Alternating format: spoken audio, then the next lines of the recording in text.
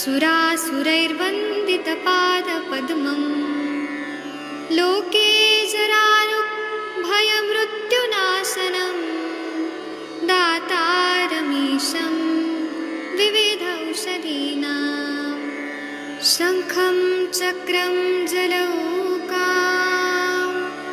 दधतं मृतघटं चारुदोर्भिश्चतुर्भिः सूक्ष्मस्वच्छातिहृद्यं शुकपरिविलसन् मौलिमम्भोजनेत्रं कालाम्भोदोज्ज्वलाङ्गं कटितटविलसच्चारुपीताम्बराढ्यं वन्दे धन्वन्तरीतं निखिलगदवन् प्रौढदावाग्निलीलं प्रौढदावाग्निलीलं प्रौढदावाग्निलीलम्।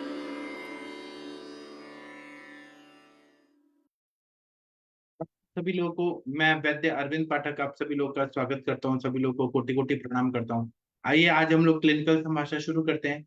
आप सबके सब भारत के सर्वश्रेष्ठ चिकित्सक लोग हैं, सभी को मैं प्रणाम करता हूं। अभी सभी लोग लिंक मांग रहे थे, तो कोई पेशेंट है तो कृपया यहाँ पे लेके आइए, जिनको भी बात करना है। हरिहर सर, आपने लिंक मांगा था, आपको पेशेंट से रिलेटेड कुछ बात करनी है क्या सर? अनम्यूट कर पा रहे हैं क्या? जी सर, नहीं मैं तो थोड़ा देर हुआ ना, तो मैंने बोला कि मेरे को लिंक नहीं आती है कि क्या है, इसलिए। मुझे लगा कोई पेशेंट का कुछ लेट हो रहा है। ऐसा कुछ नहीं है सर। ठीक है, ठीक है, तो हम कुछ बात करते हैं। 2 मिनट का टाइम दीजिए।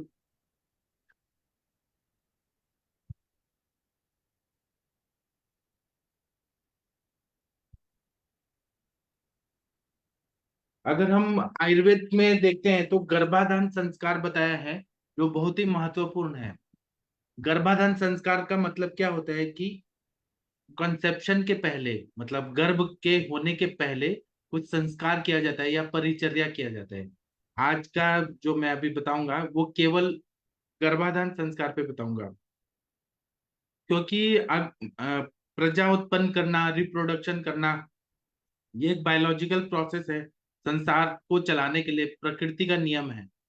प्लांट में भी रिप्रोडक्शन होता है, एनिमल्स में भी रिप्रोडक्शन होता है, नए नए नए प्रोजेनी आती है, फिर वो उसे आगे परंपरा चलती रहती है, संतान परंपरा चलती रहती है। तो आयुर्वेद में संतान हो तो वह आध्यात्मिक रूप से, मानसिक रूप से, शारीरिक रूप से मजबूत हो, इसके लिए गर्भाधान संस्कार बताया गया है। तो गर्भाधान संस्कार का मूल उद्देश्य यही है कि हमारा जो संतान हो वह बिना बीमारी के हो, और उसकी क्वालिटीज जो हो, शारीरिक रूप से, मानसिक रूप से, सोचने समझने की शक्ति एकदम मजबूत हो।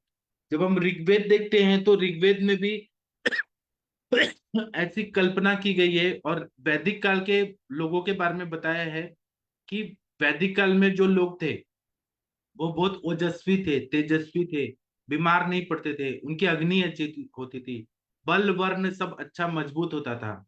तो इसीलिए जितना देश मजबूत होगा, लोग मजबूत होंगे, देश मजबूत होगा। कोई बीमारी नहीं रहेगी तो लोग ज्यादा काम कर पाएंगे, कोई भी देश की एफिशिएंसी बढ़ेगी, काम करने की शक्ति बढ़ेगी, और परिवार में धन धान्य सौभाग्य सब कुछ रहेगा। अगर बीमार है, बच्चा बीमार है, तो सारा पैसा तो उसके इलाज में ही खर्चा हो जाता है, और पूरी जिंदगी अगर शरीर अगर कमजोर है तो वो बीमार में ही चला जाता है, तो दूसरे चीजों में वो कुछ कर नहीं पाते हैं। इसीलिए गर्भाधान संस्कार या गर्भ संस्कार बोला गया है कि श्रेयसिम प्रजा मिच्छे मिच्छतोर इत्यत्र श्रेयसिम प्रजा, मतलब श्रेष्ठ प्रजा, संतान एकदम अच्छा होना चाहिए, इसके लिए गर्भ संस्कार किया जाता है। गर्भ पे संस्कार किया जाए, माता को, पिता को ऐसे आहार विहार और चिकित्सा, काउंसलिंग ये सब किया जाए कि संतान अच्छे हो। गर्भाधान के लिए याज्ञवल्क्य स्मृति नाम का ग्रंथ है, उसमें क्या बताया कि गर्भ आधीयते अननेति, मतलब, और ये जो है ना, ये संस्कारों के अंतर्गत गर्भाधान संस्कार का भी महत्व स्मृति ग्रंथों में बताया गया है। तो अभी गर्भाधान का मतलब है कि जो गर्भ आ रहा है, माता के शरीर में आ रहा है, गर्भाशय में आ रहा है, उस पे कुछ संस्कार किया जाए। तो संस्कार कैसे करेंगे? तो माता पे कुछ संस्कार करेंगे, पिता पे कुछ संस्कार करेंगे, गर्भिणी अवस्था में कुछ संस्कार करेंगे। संस्कार का मतलब क्या होता है? तो चरक संहिता में संस्कार का क्या बताया? संस्कारो ही गुणांतराधानम उच्यते।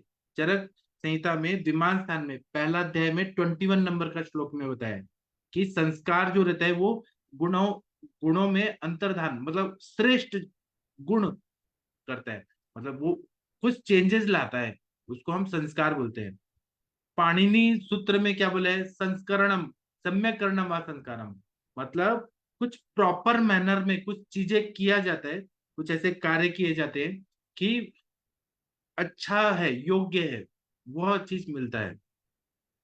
तो हमारे जो अपना जो मतलब इतिहास है, उसमें ऐसा देखा गया है कि जो पुराने पुराने प्राचीन सभ्यताएं थी, उसमें संस्कार जो होते थे, तो जन्म के पहले से गर्भावस्था से लेके मृत्यु तक संस्कार होते थे। तो महर्षि लोगों ने 16 संस्कार बताए, तो उसमें पहला संस्कार जो है गर्भाधान संस्कार बताया, और श्राद्ध का जो अंतिम अंत्येष्टि संस्कार है वो अंतिम संस्कार बताया गया है।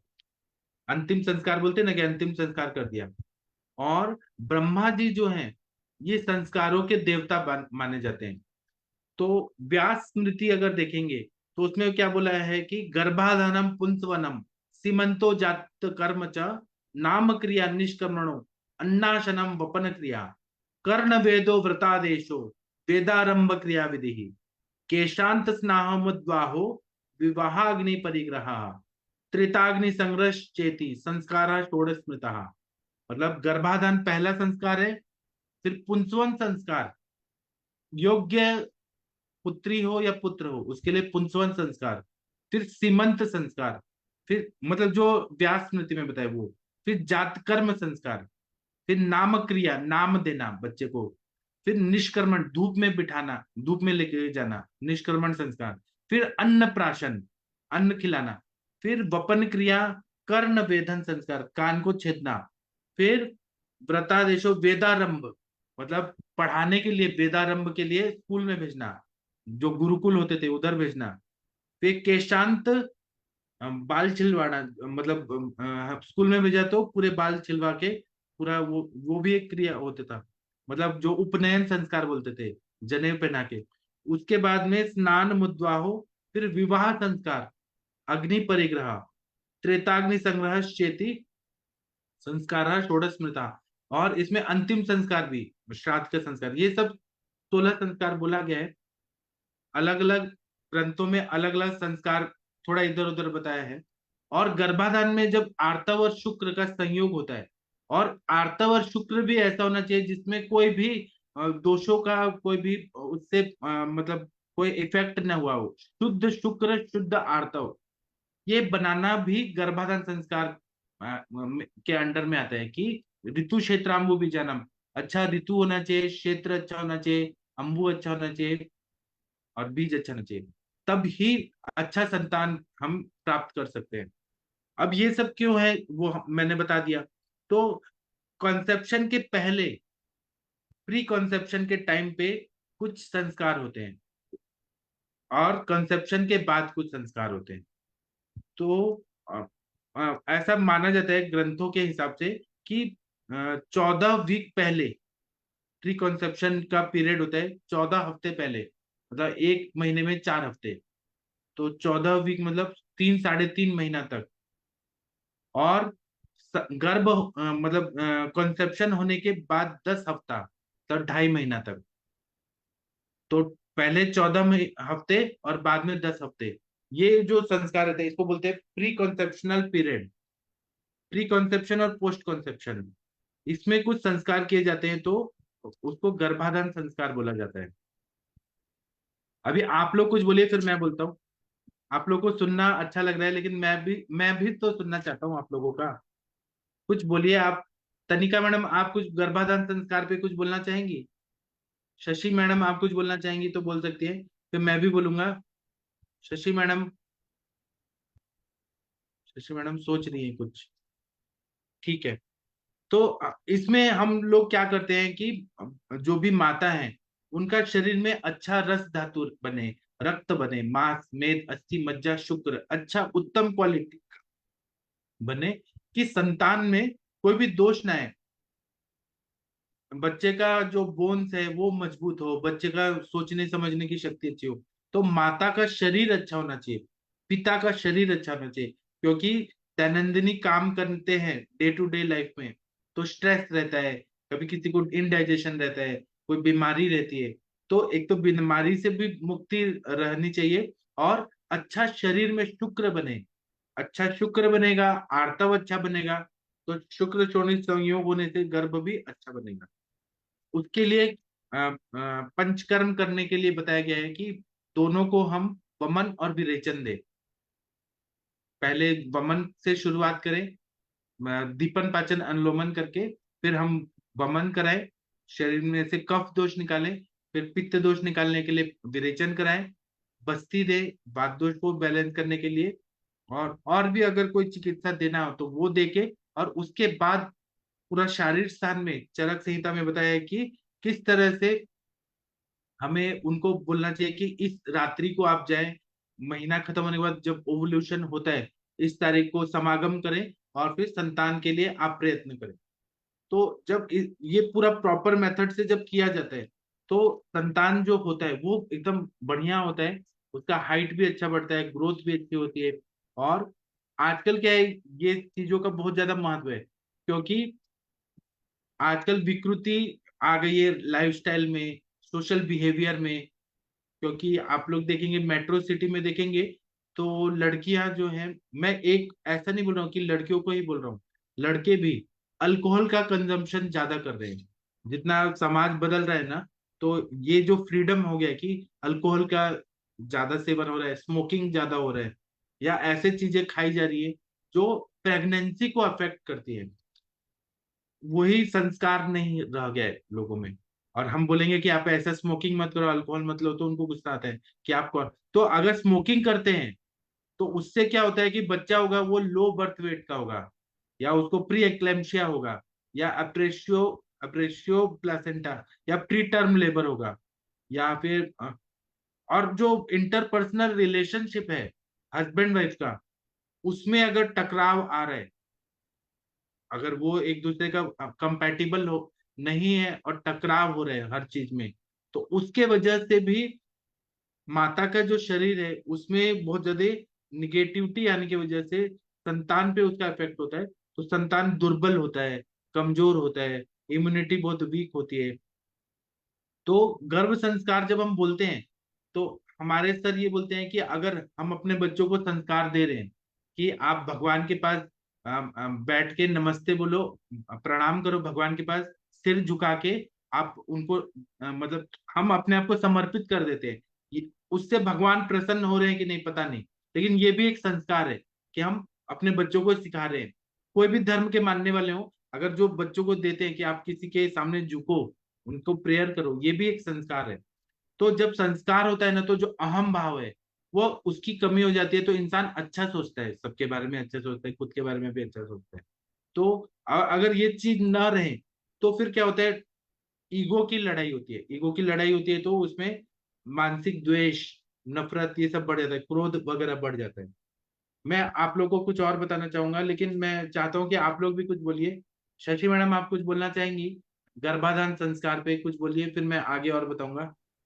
हाँ जी सर, गर्भाधान संस्कार गुड इवनिंग सर, बहुत जरूरी है, खास करके आज का जो सिनारियो है और जहाँ पर इनफर्टिलिटी के बहुत सारे इश्यूज आ रहे हैं। जैसे इनफर्टिलिटी के बहुत सारे इशू में सबसे बड़ा एक वजह आता है कि हस्बैंड वाइफ कहते हैं कि हम लोग लगे हुए हैं, बट दे वो मैकेनिकली लगे होते हैं, मेंटली नहीं अटैच्ड होते हैं, स्पिरिचुअली एक दूसरे से कनेक्टेड नहीं होते हैं।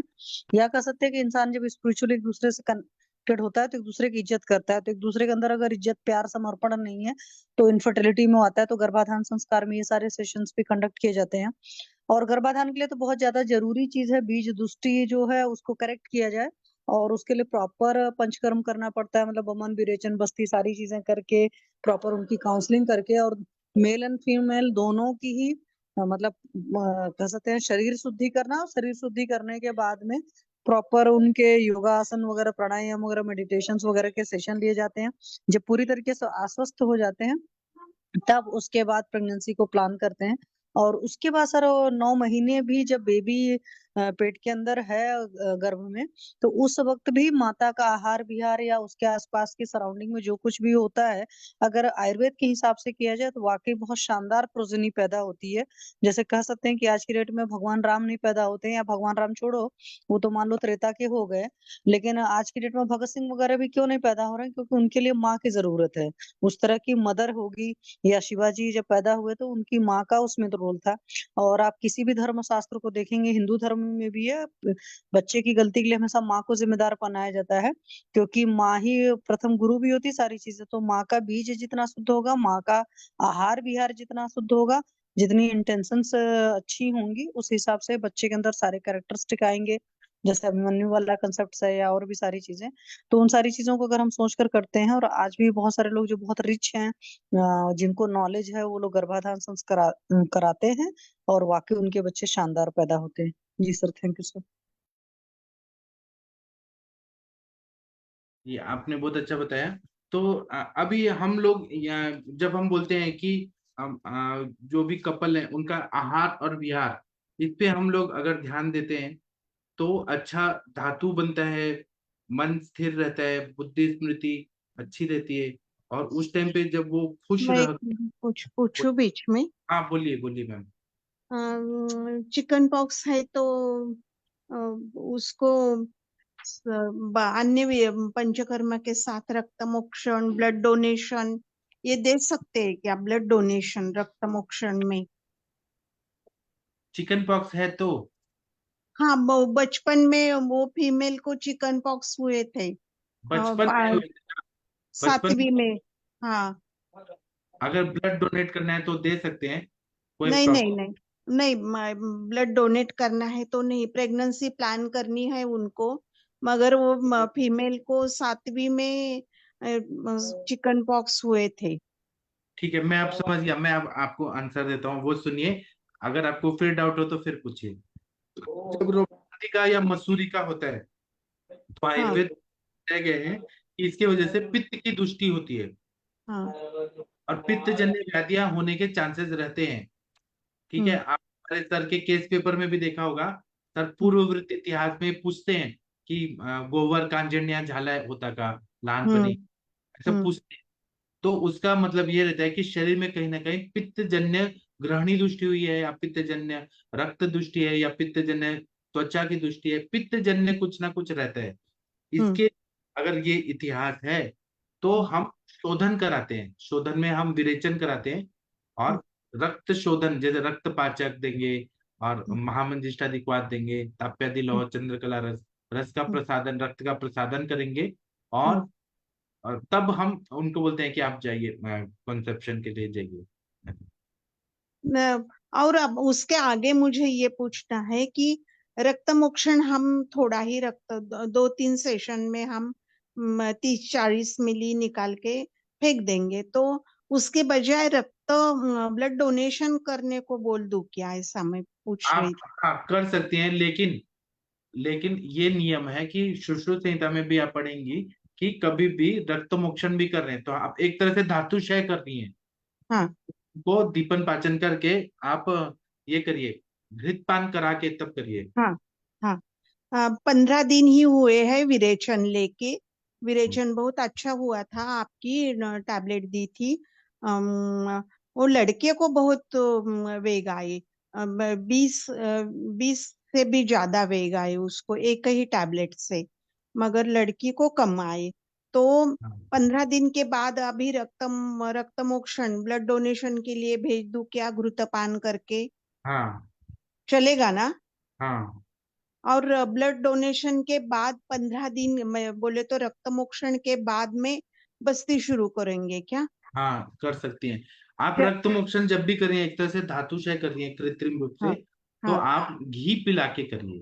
तो घी अच्छा। पिलाना है तो साजुक तुप पिला सकती हैं दीपन पाचन हाँ। करके, या हम्म बाड़ी माती घृत, या महातिक्ता घृत, गुगुल तिक्ता घृत, ऐसे कर हम्म सकते शतावरी तो ग्रह। कितना दे दूं अभी घृत उसको? उसके अग्नि के हिसाब से उसको कितना साथ में कितना पचता है, अच्छा। अग्नि कितना है कैसा है वो हाँ, देखिए। हाँ। वो भी 200 ग्राम पिया तो भी चलेगा? हाँ अग्नि अच्छा है उसका? हाँ, तो आप सुबह भूखे पेट पिला दीजिए और उनको बोलिए कि जब घी पी लिया सुबह, अगर अनाशे पुटी पिया भूखे पेट, हम्म। तो हम्म। तब तक खाना नहीं खाना है जब तक भूख नहीं लगती है। हम्म। स्नेह चलिए। का जीर्ण लक्षण जब आए, जब कड़कड़ित भूख लगे, उसके बीच हाँ। में घी पीने के बाद अगर पूरा दिन वाला कर दें तो मतलब गर्म पानी पिला के रहे। मतलब सुबह आपने 6-7 बजे उनको घी पिला दिया तो हाँ। दिन में 12-13 घंटे उनको, अब वो भी लिखा है ना कि स्नेह की मात्रा कितना देने थे, आप 200 ml पिला हाँ। रही हैं तो वो हाँ। 6 घंटे में पच जाता है या 8 घंटे में, तब तक खाना नहीं खाना है, केवल गर्म पानी पी के रहना है या हाँ। यूश पी के रहना है, अच्छा। मूंग दाल का यूज पी के। तो वो हाँ। स्नेह अच्छे से जीर्ण हो जाएगा, फिर नेक्स्ट डे आप उनको रक्त मोक्षण करा सकते हैं, तो फिर बात के कोई सिम्टम नहीं दिखाई देंगे। हाँ।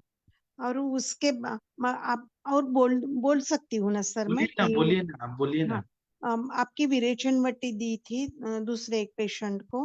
हाँ हमारे डॉक्टर साहब की पेशेंट थी वो। हाँ तो उसको आम्ल पित्त नहीं, उसको वुंड हुई थी। एक 45 इयर्स की फीमेल है, तो उसको हाँ कुछ लगा था तो वुंड हुई थी। एंटीबायोटिक दे के थोड़ी हील हो गई, मगर अच्छी हील नहीं हुई, तो विरेचन दे दिया उन्होंने आपकी वट्टी। तो उसको हाँ 27 वेग आए, 27। हाँ बहुत अच्छा विरेचन हो गया। और हमारे डॉक्टर भी आपकी विरेचन वटी यूज करने लगे। हाँ जी, बस बहुत यही अच्छा। बोलना था। ओके, हाँ थैंक यू सर। जी, ठीक है। और किसी को कुछ बोलना है तो पूछिए। और जो भी मसूरी का ये रहता है ना, इसमें पित्त जन्य रहता है संप्राप्ति, तो उसके लिए हम अगध द्रव्य का भी प्रयोग करें, चंपकादि अगध, ऐसे कुछ अगध द्रव्यों का भी प्रयोग करें तो ज्यादा फायदा होगा। परिपाठादि कितने दिन दे सकती हूँ आप वही कंटिन्यू बच्ची दे को? सकते हैं, 42 डेज दे सकते हैं, 3 महीना दे सकते हैं। काढ़ा अ, भी दे म- रही है, चूर्ण दे रही है तो रुक्षता ना बढ़े, इसलिए थोड़ा गिरित दे दीजिए। नहीं नहीं, परिपाठादि काढ़ा देती हूँ, मगर कितने चम्मच दे दूँ, कितने कितने चम्मच मिलीलीटर? वो उनके अग्नि के हिसाब से, और कितना साथ में है, कड़वा चीज लेने के बाद उल्टी ना हो जाए। हाँ। काढ़ा का डोज है 45 ml, तो उतना 45 ml पी सकते हैं क्या, उनको उल्टी नहीं होगी, वो उनके हिसाब से देखिए कितना बोले। अच्छा। 45 ml हमारे ग्रंथों में बोला है, लेकिन अग्नि के हिसाब से सातवें के हिसाब से देखना चाहिए। हम्म। साथ में साथ में नहीं है और आप 45 ml दे रही है कि हमारे बुक में लिखा है, और पेशेंट लेने के बाद 45 ml उल्टी कर दे, तो ऐसा नहीं है, उसको साथ में कितना है। जी हाँ, तनिका मैडम आप कुछ बोलना चाह रही थी। जी सर, प्रणाम सर। सर हाँ, एक पेशेंट है जिसका वो करना है मुझे, स्कैल्पल वेन से रक्त पोषण करना है वेरिकोज वाला, तो मैं कितना निकालूं सर एक टाइम पे? आप कितना निकालेंगे, 20 ml, 25 ml, 50 ml? तो सर ये कितनी देर मतलब कितने दिनों के इंटरवल पे हम लोग जो है दे सकते हैं, फिर से कर सकते हैं? तो जल्दी जल्दी नहीं करना चाहिए, 7-7 दिन पे नहीं करना चाहिए, नहीं तो एचपी लेवल डाउन हो जाएगा। आप 15 दिन में, 1 महीने में कर सकते हैं, बुक्स तो में तो मैक्सिमम लेकिन। 20, दोनों दोनों लेग से या एक एक लेग से 20-20 ml? आप पहले देखिए वो पेशेंट का बल कितना है, प्रकृति कितना है, एचबी लेवल कितना है, वो करे तो ज्यादा अच्छा है। मैं ऐसे कैसे बताऊं आपको कि नहीं कितना। सर, वो तो मैंने मतलब वो सारा कुछ करवा के, मतलब सब कुछ करके फिर डिसाइड किया था कि अभी संडे को करेंगे हम लोग। तो एचबी भी आप ठीक है, पेशेंट भी अभी ठीक है देखिए एकदम। क्या है ना कि एक बार में जब ब्लड डोनेट करते हैं तो कितना करते हैं, 650 ml तक का पाउच रहता है, तो उसके बाद नहीं, 3-4 महीना तो नहीं करते ना, खाना पीना अच्छा देते हैं, हाँ वो फिर वो। उतना भी कर सकते हैं। लेकिन ये है कि पेशेंट का प्रकृति कैसा है। हाँ ठीक है, ठीक है सर। तो सर जैसे ये हम लोग स्कैल्पल लगा के जैसे ब्लड निकाल रहे हैं, तो वो अपने आप अगर बंद नहीं हो रहा तो फिर उसमें कुछ कर सकते हैं क्या? बंद नहीं हो रहा है हम्म। तो बर्फ लगा दीजिए, लोद्र का चूर्ण लगा दीजिए, चंदन हल्दी का ऐसे दबा के रखिए लगाने के बाद, या फिर तब भी नहीं होता है तो क्वार्टरी करना पड़ता है। अच्छा, ठीक बंद है। क्यों नहीं होता है, मतलब क्या, हीमोफीलिया है क्या? नहीं कुछ भी नहीं है एज सच, मेरे को ना याद है कि जब लास्ट डिस्कशन हुआ था तो जब हम लोग आयुष दर्पण में थे, सो एक डॉक्टर थे जिन्होंने बोला था कि जब वो रक्त मोक्षण कर रहे थे तो उनका बंद ही नहीं हुआ था, ब्लड लेटिंग जब कर रहे थे वो। तब मेरे को लगा कि कोई ऐसा चांस अगर बनता है उस टाइम पे, क्योंकि मैं फर्स्ट टाइम कर रही हूँ तो मुझे इतना एक्सपीरियंस है नहीं। पेशेंट को जब इकोस्प्रिन जैसी टैबलेट चालू होती नहीं है नहीं तो मैम, वो नहीं यंग पेशेंट है, यंग पेशेंट, बहुत यंग पेशेंट है, 22-23 साल का लड़का है, उसको वेरिकोज हो गई है, काफी ज्यादा ही हो गई है। तो फिर मैंने अभी अभी तो उसको दीपन पाचन में डाला था, तो अभी फिर मैंने संडे को बोला कि एक बार मैं ब्लड जलोका निकाल दूंगी तुम्हारी। जलोका से अच्छा होगा ना वेरिकोस है जिलोका तो। के लिए मैम वो रेडी नहीं हो रहा, अच्छा, तो ये दिक्कत है। तो मुझे ये था कि मैं इमरजेंसी में हर चीज अपने पास रखूं, अगर लगे कि कुछ भी इमरजेंसी में मुझे चाहिए तो वो मैं वहां पे मेरे वो पास होना चाहिए उस टाइम पे। वेरिकोस के ऊपर मत लगाओ, हाँ वो ब्लीडिंग नहीं ठहरता। हाँ वही वही ना, वहां पे जब सर ने एक बार हाँ बताया था कि जहाँ पे हाँ, बहुत सारा मतलब वो कलेक्शन हुआ हो वहां पे नहीं लगानी चाहिए, नहीं नहीं है ना। नहीं लगाने का वहां पे। हाँ तो अलग जगह से कहीं और निकाल दूंगी ना। हाँ, क्यूबाइटल फोसा से निकालो ना, हाँ जी। क्यूबाइटल फोसा से हाथ से निकालो। अच्छा हाथ से निकालूं हाँ वेरिकोज का भी। हाँ, नहीं तो वहां पे जलोका लगाना इष्ट है। ओ ठीक है, ठीक है मैम, हाँ फिर हाथ हाँ से निकाल लेती हूँ। हाँ, वो तो मेरे लिए बहुत कन्वीनियंट रहेगा। और विरेचन भी बहुत अच्छा रिजल्ट देता है विरेचन। हाँ जी मैम, विरेचन मैंने त्रिवृत लिहम तो उसको दिया हुआ है, रक्तपाचक दिया हुआ है, पुनर्नवा दिया, गोक्षुर दिया है, आरोग्यवर्धनी वटी दी हुई है। सो हाँ ये चीजें तो दी हुई हैं उसको। लेकिन वही था कि उसको उसको ये था कि मेरे को अभी जल्दी ठीक होना, पर मैंने बोला 1-1.5 साल तो लग जाएगा तुम्हें ठीक होते होते। हाँ, और लगता है। वही है। तो बस मैंने इस बार निकालना था, तो मेरे को ये था कि अगर मैं निकालूंगी तो मेरे पास इमरजेंसी में सारी चीजें होनी चाहिए, हाँ तो इसलिए मैम। हाँ हाँ, और सर मेरा एक क्वेश्चन और था। एक पेशेंट आया था आज मेरे पास, 22 साल की लड़की है, और जब भी उसको मेंस्ट्रुएशन होता है उससे पहले उसके बहुत ज्यादा पेट में दर्द होता है, और दूसरा चीज है कि उसको लूज मोशन लग जाते हैं। क्यों? उसका एक्चुअली सर वो स्टूडेंट है, तो स्टूडेंट में यही चीज है कि उसका लाइफस्टाइल थोड़ा सा खराब है, और रात को सोना नहीं और सुबह उठना नहीं, खाने पीने में भी बाहर की चीजें खानी है। वैसे तो एक्सरसाइज वगैरह करती है लेकिन लाइफस्टाइल तो खराब है ही है सर। हम्म। तो इसमें हम लोग मतलब कुछ कर सकते हैं पेट मतलब दर्द आपको में? लूज मोशन अगर ठीक करना है तो आप पहले देखिए ना कि साम है कि निराम है, नहीं वो तो कैसा है हाँ, उसमें। सामता तो सर है ही है ना, क्योंकि उसकी सारी फैमिली ऐसी है, तो सारी फैमिली में ही वो चीज है ही है, तो उसकी पहले मम्मी को ठीक किया था, अब वो अपनी बेटी लेके आई है, तो वो तो है ही है। वो टंग उसकी बिल्कुल ऐसे है, वाइट हुई हुई है, और मोशन भी उसको बिल्कुल ही लूज और वो चिपचिपा सा आता है, वो पहले भी आता था। लेकिन कहते जब मेंसेस शुरू होने वाले होते हैं फिर तब तो बहुत ही ज्यादा भयंकर वाले, सारा दिन कहती है ये बाथरूम में बैठी रहती है। नहीं तो आप उसमें ग्राही औषध देंगी कि स्तंभन? स्तंभन वाली तो मैं नहीं देना चाहती सर। तो ग्राही दीजिए, तो शुंठी दे दीजिए, शुंठी सबसे अच्छा है, मुस्ता दे दीजिए। दीपन पाचन अनुलोमन करने के साथ में ग्राही औषधियां दीजिए। तक्र, तक्र पे रखिए उसको, हिंगवाष्टक चूर्ण या, क्योंकि तक्र भी ग्राही है ना। जी शुंठी डाल के और तक्र पे रखिए उसको, लंघन कराइए, हो जाएगी। और स्तंभन देना है तो बिल्व दे दीजिए, कुटज दे दीजिए, कुटज परपटी, संजीवनी बटी, ऐसा स्तंभन करना है तो। नहीं, मैं अब स्तंभन तो सर मैं नहीं, मतलब ग्राही पे ही डालूंगी। ठीक है, तो हाँ जी, तो फिर देखते हैं तक्र सर। और शुंठी दे दीजिए और पूरा दिन भूखे रखिए, जब तक भूख नहीं लगती है तब तक खाना मत दीजिए। ठीक है सर। ठीक ठीक है, थैंक यू सर। है। ये दत्तात्रेय जी, इंगोले जी कोई हैं? आप कोई पेशेंट है क्या आप? दत्तात्रेय इंगोले जी, आप डॉक्टर हैं कि पेशेंट हैं? प्लीज अनम्यूट करिए, प्लीज अनम्यूट करिए। शायद नहीं कर पा रहे। किसी को कुछ बोलना है तो बोल सकते हैं, नहीं तो मैं वो गर्भाधान वाला आगे करूँ। हरिहर, हाँ हरिहर सर, हाँ बोलिए। जी सर, कल एक मेरे डॉक्टर का फोन था, मित्र हाँ का। तो हाँ बोलता है कि मैं कभी सुई वुई हाथ में लेके किसी को देता हूँ, या तो मेरे हाथ में से सुई गिर जाती है, या तो हाँ इंजेक्शन की सिरिंज गिर जाती है, या तो हाँ कभी पकड़ मेरे को ऐसे ऐसे कभी भूल हो जाती है तो जहाँ सुई लगता है वहां से कभी ब्लड निकलता है तो बंद नहीं होता। ब्लड बंद नहीं होता तो वो हीमोफीलिया होगा ना, क्लॉटिंग फैक्टर जो है उसमें कोई ना कोई डिफेक्ट होगा, तो उसकी जांच करा ले। जांच कराने के बाद हम चिकित्सा करेंगे। जी सर। चलिए, और किसी को कुछ बोलना है तो बोलिए, नहीं तो मैं गर्भाधान पे बताऊंगा। दत्तात्रेय इंगोले जी, आप डॉक्टर हैं कि पेशेंट हैं, कृपया हमें बता दीजिए। कृपया वीडियो ऑन करिए। वीडियो ऑन है, ऑडियो ऑन करिए। पता नहीं कब बोलेंगे, जाने दीजिए। तो गर्भाधान विधि जो है, हाँ बोलिए बोलिए प्लीज।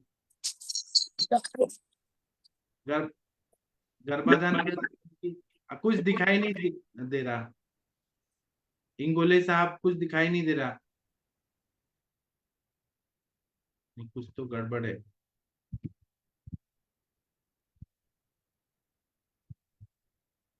चलिए, अभी हम आप लोग तक मेरी आवाज आ रही है क्या? चलिए, जी सर, आवाज तो आती है।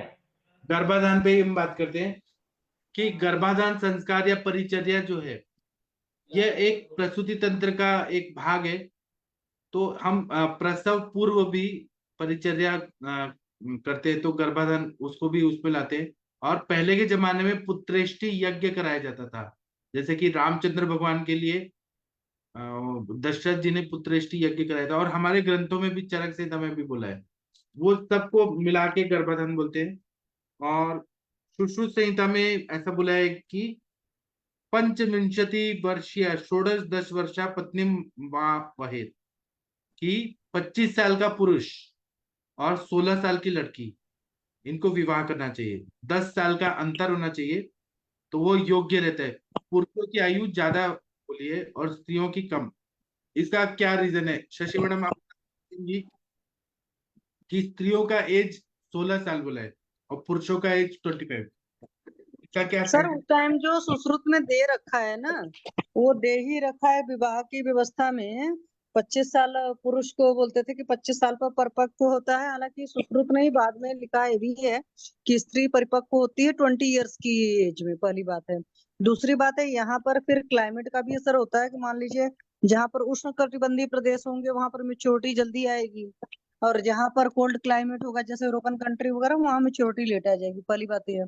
दूसरी बात, धर्मशास्त्रों में भी अपने एक जगह है कि कन्या दूजे बर, कि कन्या से डबल उम्र का भी बर होता था। तो बहुत सारे इफन बट हैं, उसको बहुत अच्छे से नहीं डिफाइन कर सकते हैं। जी सर, थैंक यू सर।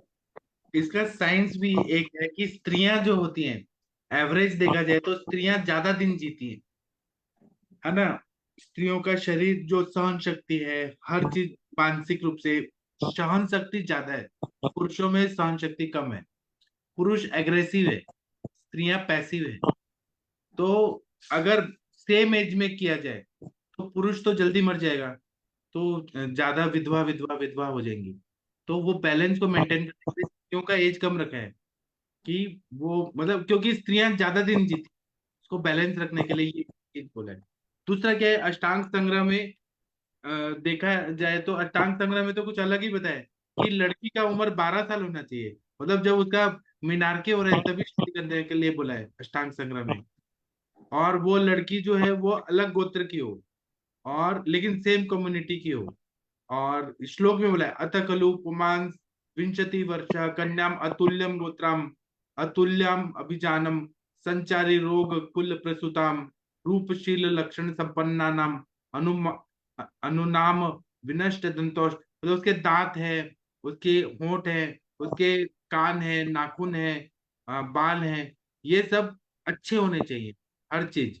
और वो जेंटल हो, मतलब वो, सुकुमार हो, सॉफ्ट हो, ज्यादा गोरी ना हो, ज्यादा काली ना हो, मतलब जो अष्टोनिंदतीय में बोला है वैसी ना हो। उसको कोई भी शरीर में कोई एक्स्ट्रा अंगुली हो, मतलब विकृति नहीं होनी चाहिए। कोई भी चीज विकृत नहीं होना, ज्यादा ग्रोथ नहीं होना चाहिए।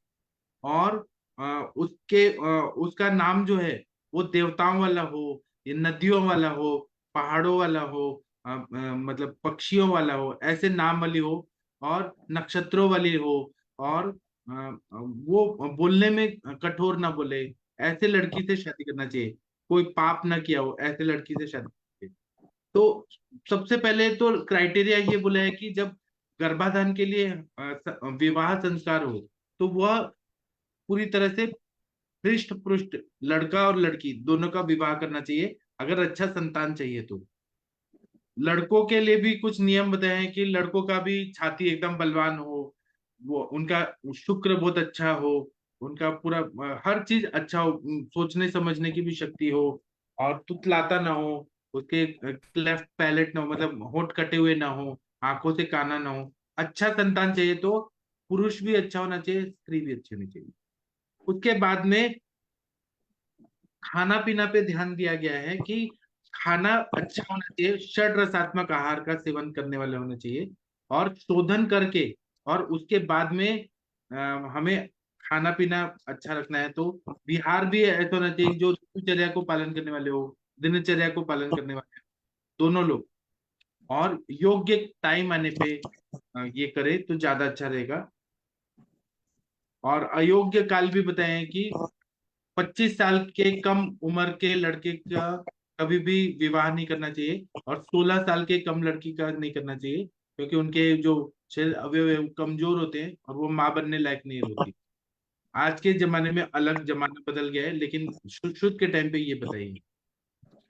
और इसमें गर्भाधान में ये भी बताया कि अयोग्य स्त्री कौन है, जो मैथुन योग या गर्भाधान के अयोग्य है, उसके लिए भी बताया कि तो स्त्री बहुत ज्यादा खाना खाती है, बहुत ज्यादा अति खाना खाती है, बहुत ज्यादा लंघन करती है, मतलब बिना कुछ कारण से ज्यादा भूखे रहती है, बहुत ज्यादा प्यास में रहती है, बहुत ज्यादा डर में रहती है, बहुत ज्यादा मैथुन से मतलब सेक्स करने से उसको द्वेष है, वो अयोग्य स्त्री है, उसको गर्भाधान नहीं करना चाहिए।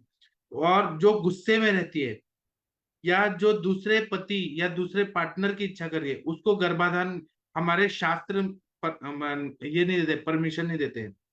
और यह अत्यानंदा योनि व्यापक, जिसको एक्सेसिव डिजायर है इंटरकोर्स करने का, उसको भी गर्भाधान नहीं करना है। मतलब ये नियम होता है। उसी तरह से मैं ये गर्भाधान है ना, इस पर भी मैं कंटिन्यू बताऊंगा, ये सब बातें छोटी छोटी बातें कंटिन्यू, जैसे मैं बस्ती बता रहा हूँ ना, ये बहुत डीप में है। तो इसमें ये बता रहे हैं कि कुछ लड़कियां घबरा जाती हैं मैथुन करते टाइम, जिसको हम डिस्पैरेनिया बोलते हैं। वो पेनफुल इंटरकोर्स होता है, या फिर योनि भाग का विस्तार अच्छे से नहीं हुआ है, या मन में डर रहता है वो चीजों का, उनको गर्भाधान नहीं करना है। उनको हम पहले चिकित्सा दे, बाद में हम इस चीज के लिए उनको काउंसलिंग वगैरह करके दें, तब करें। उसी तरह से सुश्रुताचार्य जी ने बोला है कि अयोग्य स्त्री गर्भाधान के लिए कौन है, या मैथुन के लिए कौन है। तो वो बोले अति वृद्ध, पुरुष के उम्र से बहुत ज्यादा बड़ी, उसको गर्भाधान ना करे, क्योंकि वो योग्य नहीं उस पुरुष के लिए।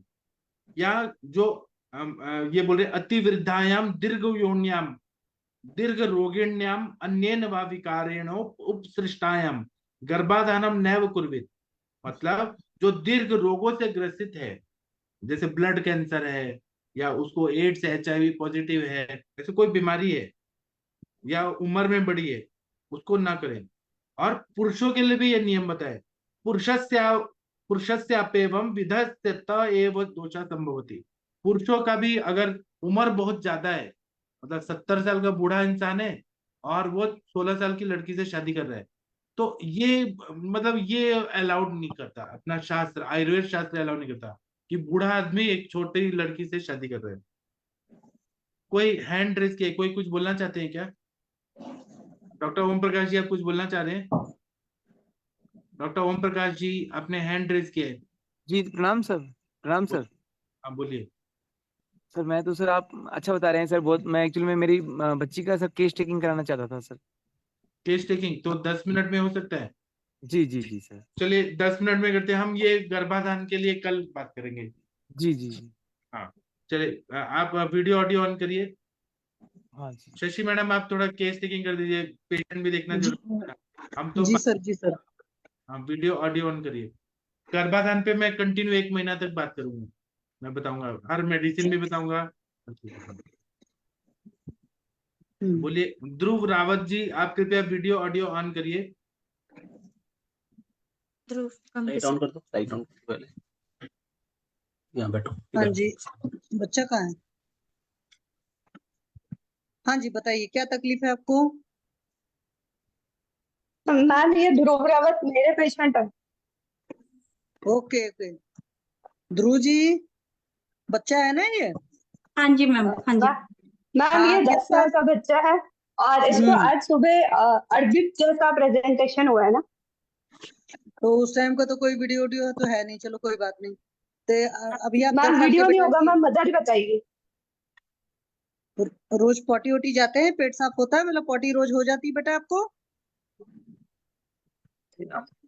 रोज तो नहीं होती है मैम, मतलब कभी क्यों? रेगुलर होती है, कभी बीच में एक दिन थोड़ा गैप पड़ जाता है, मतलब थोड़ा कॉन्स्टिपेटेड रहता होगा। अच्छा, हाँ जंक फूड जी, वगैरह कितना खाते हो बाबू? कभी कभार ले लेता है, लेकिन पक- कभी कभार, बहुत रेगुलर नहीं पक्का? देती हूँ। अच्छा, सबसे ज्यादा क्या पसंद है आपको? बताओ आप क्या पसंद है आपको, बताओ बताओ। 10 इयर्स के हो, किस क्लास में हो आप? You should person speak. हाँ, 6 6th स्टैंडर्ड में है, ओके। तो अभी 6th स्टैंडर्ड में गए होंगे ना, अभी नया सेशन स्टार्ट जी, होने वाला है ना? हाँ जी। ध्रुव जी उनसे बात करना एक्चुअली। चलो बोलो 6th में बोलो। आप गए हैं? अच्छा, रोज वो पॉटी नहीं थी, रोज खेलते हो फिजिकल गेम? नहीं। नहीं। मोबाइल रोज खेलते हो? कितने घंटे?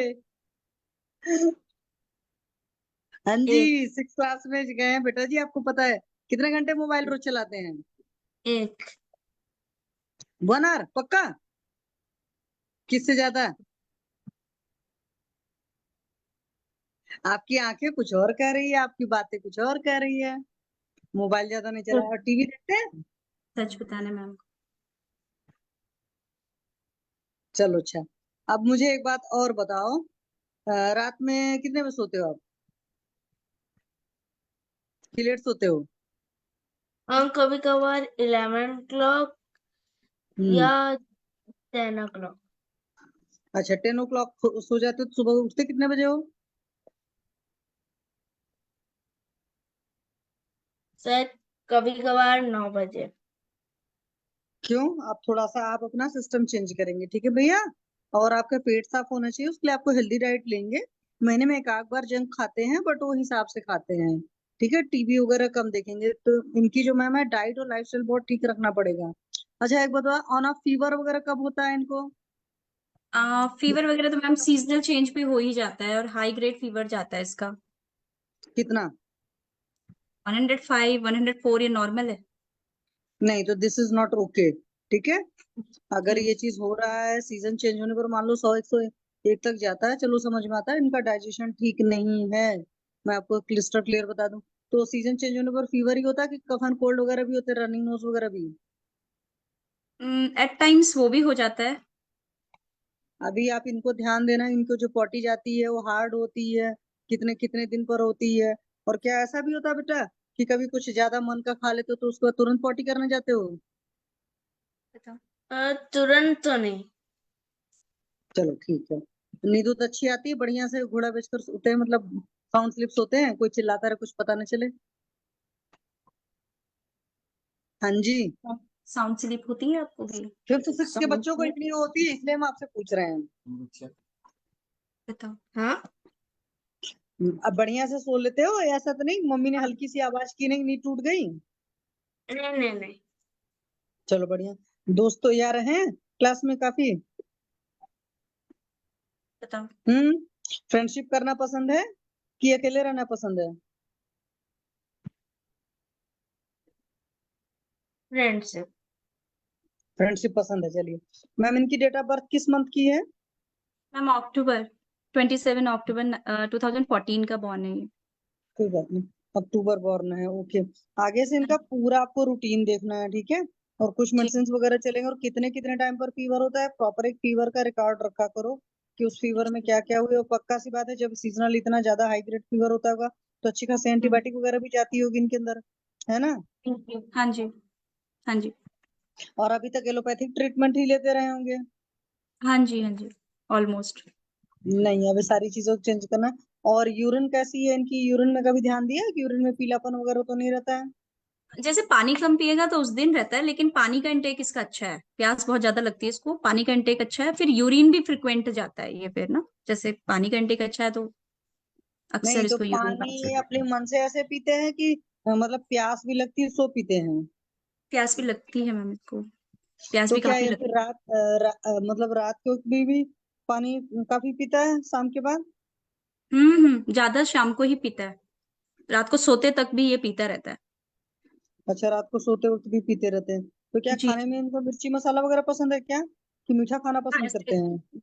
नहीं पसंद इसको चटपटा है, लेकिन बनाती मैं ऐसे स्पाइस वगैरह ऐसे डालती नहीं हूँ ज्यादातर। धनिया पाउडर यही अच्छा। सब वैसे मसाले नहीं डालती हूँ। अच्छा, इनको पसंद है स्पाइसी चीजें, मीठा कम पसंद है? हम्म, खा लेता है, मीठा भी पसंद है उसको, स्पाइसी मीठा यही। नॉर्मल फूड जो हम लोग बोलते हैं हेल्दी, वो उसको पसंद ही नहीं है, बहुत मुश्किल से खिलाना पड़ता है। अच्छा जी। बेटा जी, यू हैव टू चेंज। करना पड़ेगा, वरना ये फीवर जो इतना हो रहा है ना, उससे वो नहीं। अच्छा, गुस्सा उस्सा कितना आता है इनको जब इनके मन का नहीं होता तो? गुस्सैल तो है मैम, बस यही है कि मुझे देख के डरता है तो फिर नहीं दिखाता है इतना, वैसे गुस्सा आता है उसको। नहीं, एक्चुअली क्या है कि देखो, अगर इस तरह का खाने पीने का तरीका रहेगा ना तो गुस्सा भी ज्यादा आएगा, फीवर वगैरह की भी प्रॉब्लम होगा। नहीं तो गुस्सा आता है, आपको चिड़चिड़ा है। एंड ही इज अ बस सिंगल चाइल्ड? नहीं नहीं, इसकी बड़ी सिस्टर है।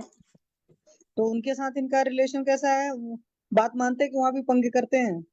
पंगे वो तो मैम वो दोनों का ही पंगे रहता अच्छा। है। खेलते भी है बट वही है, लड़ते भी हैं। हाँ, बच्चों में थोड़ा बहुत चलता रहता है। और कुछ जी पिकुलर जी। आपको ऐसा लगता हो कि जो इनको ऑन ऑफ बना रहता है? एज सच और वैसी कुछ प्रॉब्लम नहीं, पर हेल्थ का सडन कुछ भी वो हो जाता है इसको। मीन्स एक बार तो इतना फीवर हो गया था, एडमिट भी करना पड़ा 4-5 दिन के लिए एनआईसीयू में, पीआईसीयू में एडमिट रहा। तब भी नहीं तो हाई अच्छे खासे एंटीबायोटिक उन्होंने यूज किए हैं। तो और इनका ना आज लंबा जो आयुर्वेद हम का ट्रीटमेंट चलेगा। लंबा चलेगा मतलब है कि डाइट लाइफस्टाइल लंबे टाइम तक चलेगी। दवा तो ठीक है, थोड़े टाइम हम्म, तक हम लोग देंगे, लेकिन हाँ क्योंकि जी, इतना छोटे बच्चे में, और अगर पॉसिबल हो नेक्स्ट टाइम तो आप ऐसा करिएगा, इनका वीडियो बना लीजिएगा। अगर मान जी लो आ रहा है तो कोई दूसरा बंदा थोड़ा सा वीडियो बना ले तो उससे आइडिया लग जाता है। मैम, मैंने ठीक तो है। आज ही देखा है, वो भी अर्ली मॉर्निंग में इसको उठा रही थी तभी हुआ ये अचानक से, और 1 मिनट भी पूरा नहीं चला ये एपिसोड। बट हम भी पैनिक हो गए थे, फिर इसने मुझे बहुत बाद में बताया कि मुझे एक दिन स्कूल में भी आया, लेकिन किसी को पता नहीं चला। ये बोल रहा है कि मैं ब्रेक टाइम में आया था, मेरे फ्रेंड्स टीचर्स किसी को पता नहीं चला। वो बोला विद इन फ्यू सेकेंड्स मम्मा मैं ठीक हो गया था, नॉर्मल हो गया था। बच्चा बहुत सोचने की आदत तो नहीं है इसकी? हाँ स्ट्रेस लेता है, जैसे अभी एग्जाम में मैं देख रही थी काफी स्ट्रेस ले रहा था, जबकि मैं इसको यही, मैं ज्यादा स्ट्रेस नहीं देती हूँ पढ़ाई का इसको, अपने हिसाब से जितना अपने लेवल पे। पर हाँ, अपने एंड पे इसकी हैबिट है थोड़ा स्ट्रेस लेने की। हाँ, वो जो ज्यादा बच्चे स्ट्रेस लेते हैं तो उसमें क्या होता है, कई बार कुछ सोच रहे होते हैं तो अचानक क्या हम्म होता है, मुंह एक तरफ जाता है। लेकिन ये अधिक एज में होता है। कम एज में चीज अगर हो रही है तो we have to check on the level of digestion. ठीक है, खाने हम्म पीने में हम्म भी ख्याल रखना पड़ेगा। रोज हम्म इनका पेट वगैरह साफ रहना चाहिए, सारी चीजें चलेगी तो जिस भी डॉक्टर के थ्रू आए हैं वो इनको फिर आगे इनका फर्दर ट्रीटमेंट अच्छे से चलाएंगे। ठीक है। जी जी। और नॉर्मल डिलीवरी चाइल्ड है, सिजेरियन है? मैम नॉर्मल है। चलो तब तो ठीक है, कोई वो नहीं है, बच्चा जी ठीक हो जाएंगे। But you have to follow healthy lifestyle. ठीक मैम है। अभी एमआरआई की वो रिपोर्ट आनी है, तो कोई बात नहीं, आप सारी रिपोर्ट्स जो भी हैं जिस भी डॉक्टर के जी थ्रू है मैं वो ग्रुप में आगे डाल हाँ भी दीजिए। डॉक्टर को फॉरवर्ड कर दूंगी। जी जी। हाँ लेकिन बीइंग अ मदर मैं आपको एक बात बता रही हूँ, इनका जी। रूटीन जो है बहुत हेल्दी रूटीन होना चाहिए। मतलब सुबह जल्दी उठने वाला, रात में जल्दी सोने वाला, हेल्दी खाने वाला। और हाँ जब इंसान की बॉडी में, मैं आपको सिंपल लॉजिक बता दूं कि जितना हाँ ज्यादा टॉक्सिक मटेरियल रहता है उसको उतना ऑयली स्पाइसी या चटपटा खाना पसंद होता है। ठीक है। इंसान जितना हेल्दी होता जाएगा उनको उतना हेल्दी आइटम में फ्लेवर आएगा। तो हाँ ये जी। धीरे धीरे सिस्टम चलेगा, इनको सारी चीजें आपको भी थोड़ा सा वो करना पड़ेगा। और 9-10 ईयर्स के बच्चे काफी समझदार होते हैं, एंड अगर ये चाहेंगे तो ये खुद भी कर लेंगे। ठीक है हाँ जी। भैया। तो मैम आज जो ये सीजर टाइप का इसको आया, ये क्या इतना कॉमन है इन स्टेज में मतलब? नहीं, इस स्टेज में कॉमन नहीं होने के बाद बच्चों में देखो ऐसा कुछ नहीं होता है, कभी कभी बच्चों में प्रॉब्लम आती है। अगर डाइजेशन ठीक नहीं होगा, सिंपल सी बात है, तो प्रॉब्लम आएगी। अब आप खुद ही बता रहे हैं कि इनको 104 और 105 इज अ कॉमन।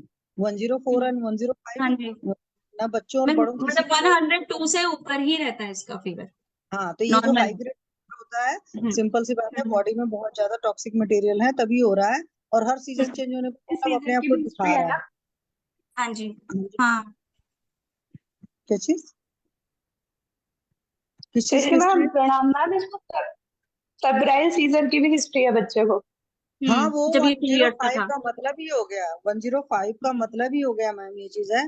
और उतना वही तो मैंने कहा कि 105 फीवर नहीं होना चाहिए। 105 अगर फीवर नहीं होना है तो ज्वर का जो, आप मैम मेडिको हो, आप इनकी मदर जो, हाँ जी, आप आप भी नहीं मेडिकल नहीं फील्ड मैम, में? वो नहीं नहीं, ये अच्छा, फ्रेंड, हाँ जी, और इससे कंसल्ट भी इन्हीं से करती हूँ मैं। नहीं नहीं नहीं, मैं इसलिए बता रही थी कि हमारा जो फीवर का आयुर्वेद का कंसेप्ट है, उसका सिंपल सा लॉजिक ये है कि बच्चे को जो चीज पचेगा, बच्चा है तो उसको हम प्योर फास्टिंग नहीं कराते, बट हमारा अलग तरीके का फास्टिंग होगा।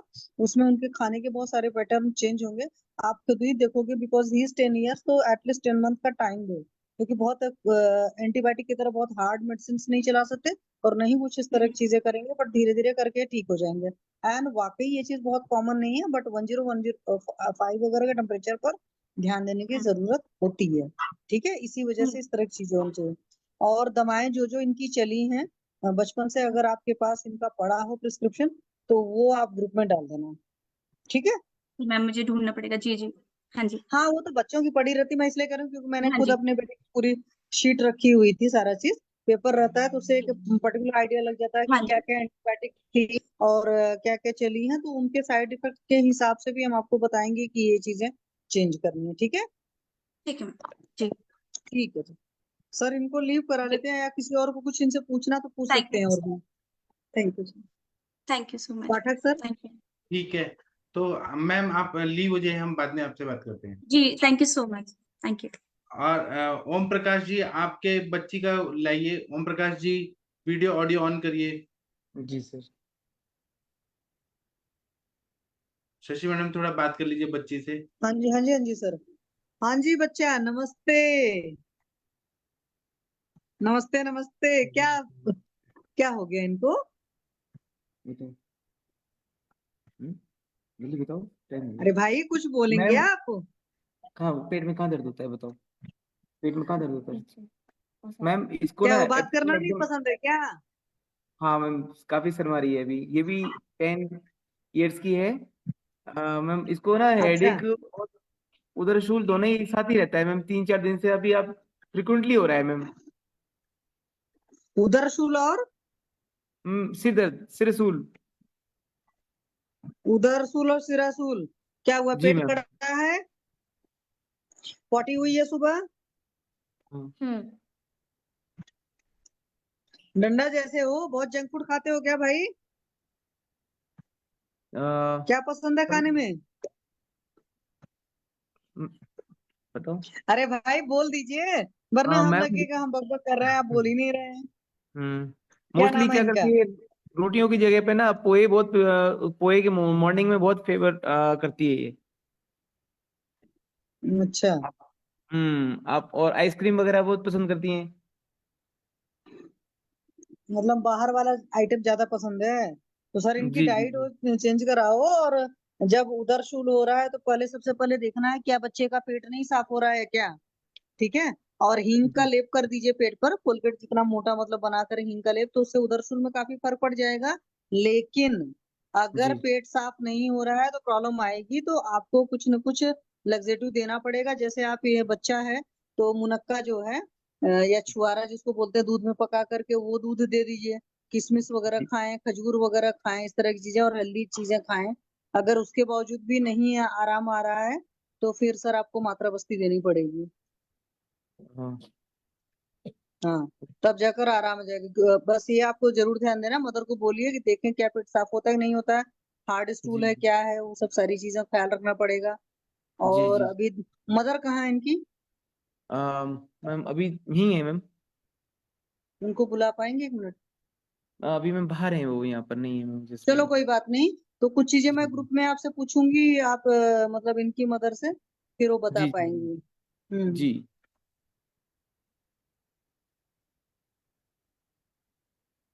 क्योंकि काफी करूँ दुबली पतले भी। हाँ सर, आप परेशान नहीं हो, ये चीज आप करो, उतने भर में आराम आ जाएगा।